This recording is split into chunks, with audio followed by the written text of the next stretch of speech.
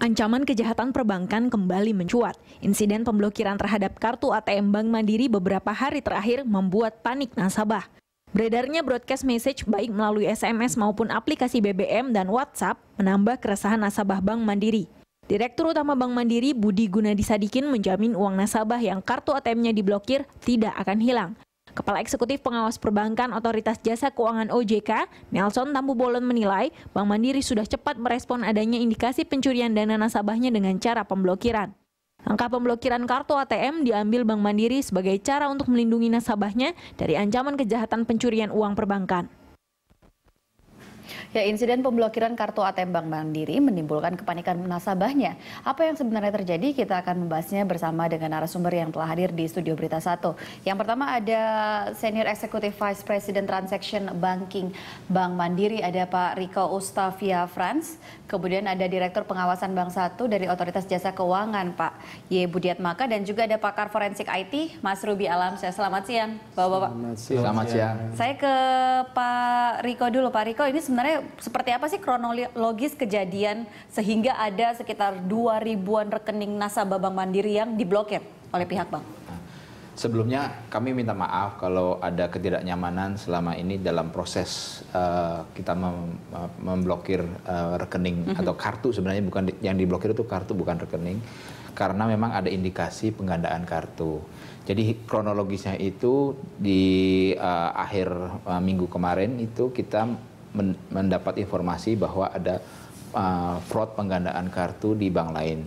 Dari berdasarkan itu kita juga secara paralel kita memiliki sistem fraud management dan kita identifikasi memang terjadi ada beberapa kartu, yaitu tepatnya kurang lebih sekitar 1.100 kartu dan yang disuspek ada 1.800 transaksi yang kemungkinan ada fraudnya. Nah, ini oleh karena itu, tapi dari segi jumlah ini, kalau kita bandingkan dengan nasabah kita itu ada 14 juta. Jadi jumlahnya memang relatif kecil. Jadi ada 14 juta dan juga transaksi kita di ATM ini 80 juta. Oke, tapi kalau tadi yang dikatakan bahwa ini bukan yang diblokir itu adalah kartu. Ya. Tetapi kan kalau kita berdasarkan berita-berita yang beredar dan juga ada pengakuan dari sejumlah nasabah yang mengatakan bahwa ada mereka memeriksa rekeningnya tiba-tiba uangnya tidak ada. Oke, nah jadi saya luruskan beberapa hal. Yang pertama, sistem Mandiri sendiri tidak dihack, tidak diapa. Jadi yang di server aman ya? Server aman. Dari itu nggak ada masalah ini.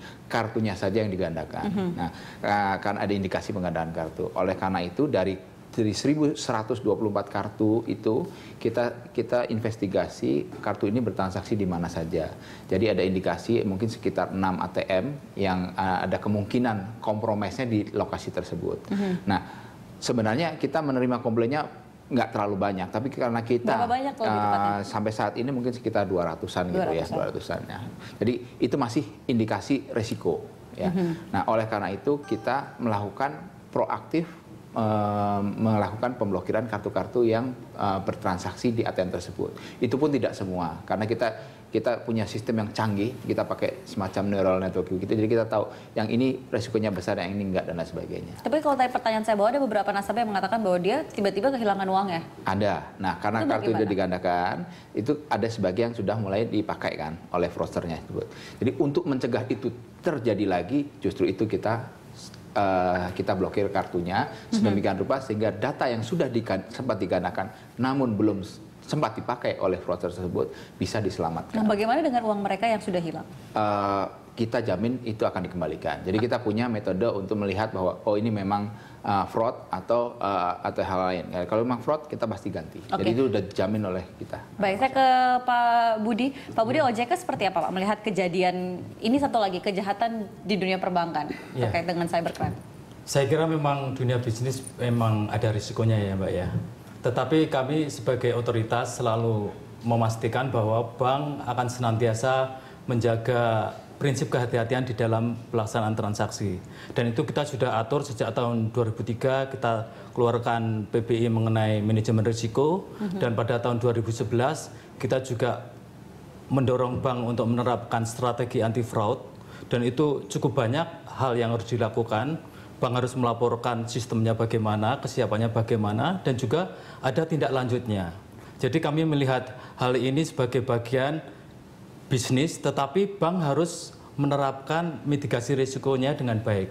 Dan kami melihat bahwa Bank Mandiri sudah melakukan langkah-langkah yang cepat, sehingga berbagai potensi risiko tadi bisa segera diminimalkan. Ketika sekarang ada keluhan dari sejumlah nasabah Bank Mandiri yang mengatakan bahwa kok kami tidak bisa dan kami kehilangan uang, kami kemudian tidak bisa mengakses menggunakan kartu ATM kami. Nah ini dan langkah-langkah yang telah sudah dijelaskan itu sudah tergolong menurut penilaian OJK ini sudah sangat baik.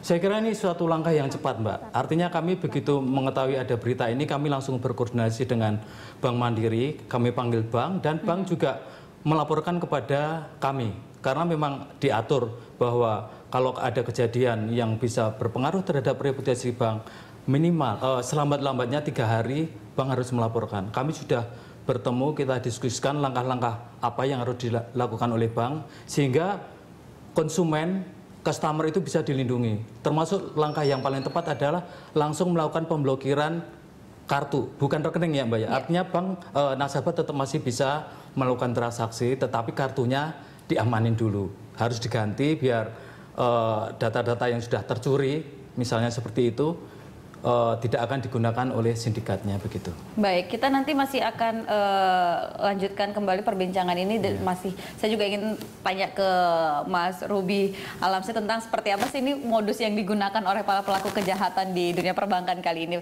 Tapi pemirsa, kami akan jeda terlebih dulu, tetap bersama kami di Jurnal Siang.